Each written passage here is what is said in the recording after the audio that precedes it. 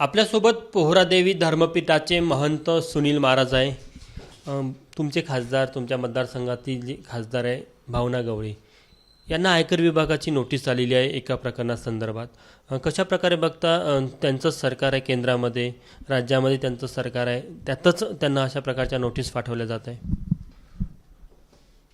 वाशिम यवतमाळ जिल्ह्याच्या खासदार माननीय भावनाताई गवळी यांना दिनांक 29 डिसेंबरला आयकर विभागाने एक नोटीस पाठवली. त्यांचे जो महिला उत्कृष्ट प्रतिष्ठान आहे, या प्रतिष्ठानमार्फत जो आर्थिक अपहार झाला, 19 करोड रुपयाचा आर्थिक अपहार झाला, या संदर्भात त्यांना नोटीस बजावण्यात आली. म्हणजे ज्याचा अर्थ केंद्रामध्ये BJP सरकार आहे, राज्यामध्ये BJPचं सरकार आहे. माननीय भावनाताई ह्या उद्धव ठाकरे साहेबांना सोडून शिंदे गटात झाल्या. म्हणजे ते सत्तेमध्ये असूनसुद्धा जेव्हा त्यांना ही नोटीस येते, मध्यंतरी आपल्याच माध्यमातून आम्ही बघितलं की गुजरातचं वॉशिंग पावडर सगळ्यांना क्लीन चिट देतो, पण इथे माननीय भावनाताईंना गुजरातचं वॉशिंग पावडर कामी आलेलं नाही.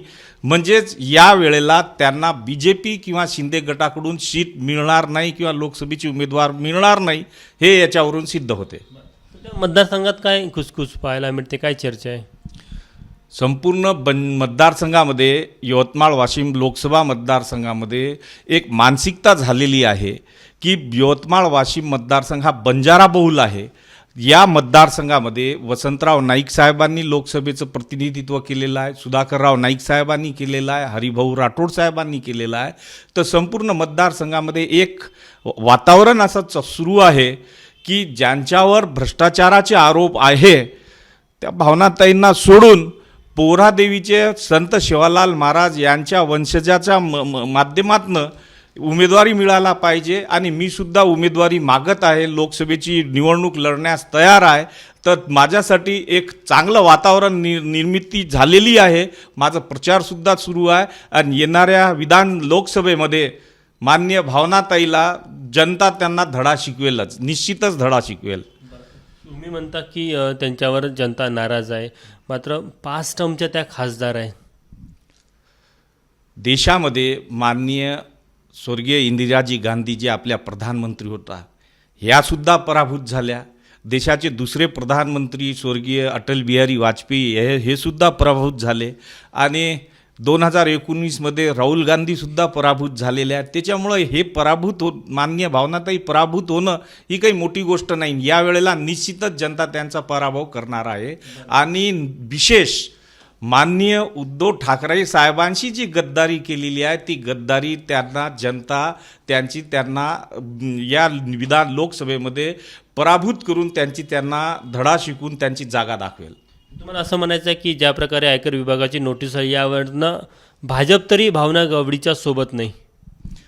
निश्चितच. कारण आजपर्यंत जे भाजपमध्ये किंवा शिंदे सेनेमध्ये जे नेते गेले त्यांना वॉशिंग पावडरमुळे क्लीन चिटच मिळालेली आहे. परंतु माननीय भावनाताई गेल्यानंतरही, खासदार असूनही त्यांना आत्ता 29 तारखेला नोटीस आली.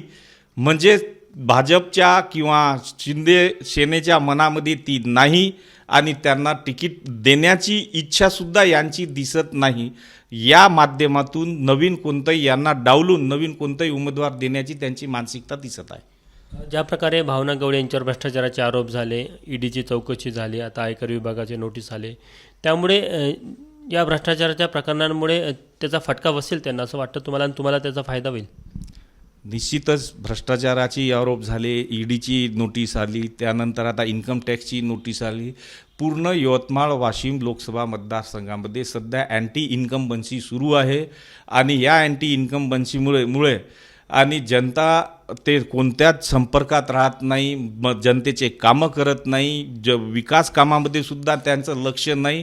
आणि म्हणून या वेळेला त्यांचा पराभवसुद्धा निश्चित आहे. आणि मायबाप जनता यांच्या सहकार्याने निश्चितच माझासुद्धा विजय होणार आहे. तुम्ही म्हणता तुमचा विजय होईल, पण पोहरादेवी शक्तीपीठ म्हणा किंवा बंजारा समाज तुमच्यासोबत आहे?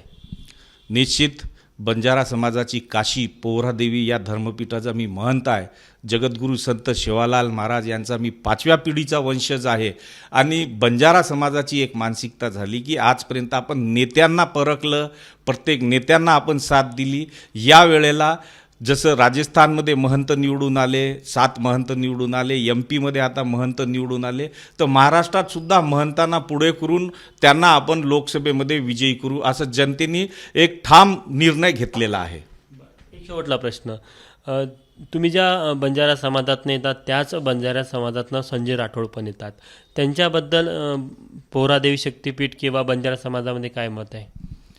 माननीय संजय राठोड हे एकटेच बंजारा समाजाचे नेते नाही, त्यापूर्वी बंजारा समाजाचे खरे नेतृत्व ज्यांनी केलेलं आहे, जे हरित क्रांतीचे प्रणेते वसंतरावजी नाईक साहेब, त्यानंतर जलक्रांतीचे प्रणेते सुधाकरराव नाईक साहेब यांनी पूर्ण राज्याचं बंजारा समाजाचं नेतृत्व केलेलं आहे, बहुजन समाजाचं नेतृत्व केलेलं आहे. आज त्यांचे पुतणे चिरंजीव इंद्रनील नाईक साहेबसुद्धा आहे, त्यांचे दुसरे पुतणे निलय नाईक आहे, आमदार राजेश राठोड हे काँग्रेसकडून आहे, त्यानंतर संजय राठोड पण आहे. पण यांना बाजूला ठेवून बंजारा समाज एक अशी मानसिकता झालेली आहे की हेच का, यांना सोडून नेहमी हेच, आणि यांच्या नंतर बंजारा समाजात दुसरा नेतृत्व तयार झालेलं नाही. म्हणून बंजारा समाजाने एक ठाम निर्णय घेतलेला आहे की यांच्या व्यतिरिक्त महंत ज्यांना एक धार्मिक आणि आध्यात्मिक अधिष्ठान आहे, याकरिता समाजाने मला पुढं केलेलं आहे. तर हे सुनील महाराज आहे, बंजारा समाजाचे जो शक्तिपीठ आहे पोहरादेवी, इथले ते महंत आहे. निश्चितच सध्या वाशिम आणि यवतमाळ लोकसभा मतदारसंघाला घेऊन सर्वांचं लक्ष त्याकडे आहे, कारण की भावनागवडीतल्या 5 टर्मच्या खासदार आहे. मात्र यावेळेस ज्या प्रकारची परिस्थिती तयार झाली आणि जे नोटिसेस त्यांना आले, त्यांच्यावर जे भ्रष्टाचाराचे आरोप झाले, त्यामुळे सुनील महाराजांना पूर्ण विश्वास आहे की त्यांचा विजय होईल. किंवा इतकंच नाही तर ते म्हणतात की बंजारा समाज आणि पोहरादेवी शक्तिपीठ हे देखील त्यांच्यासोबत आहे. त्यामुळे पुढील काळात यवतमाळ वाशिम लोकसभा मतदारसंघामध्ये कशा प्रकारच्या राजकीय घडामोडी घडतात याकडे देखील बघणं सर्वांचं उत्सुकतेचं राहणार आहे. कॅमेरामॅन व्यंकटेश नायडूसह तुषार कोहळे, ABP माझा, नागपूर. ABP माझा, उघडा डोळे बघा नीट.